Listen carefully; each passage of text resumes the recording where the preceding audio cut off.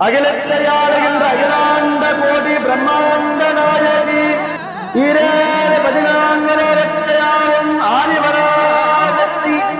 எதிரிகளை வேதலுக்கும் எம்பிராட்டி குழந்தை வரும் மகாநாயகி வேண்டுவோருக்கு வேண்டியவரெல்லாம் தந்தரத எம்பிராட்டி கரகோர அருகிலே மகாராணியாக ஆட்சி புரியும் ராஜராஜேஸ்வரியின் படை தலைவி அதிசயம் நிகழ்த்தும் அஷ்டவாராகி தாயார் எழுந்தெழுகிறார்.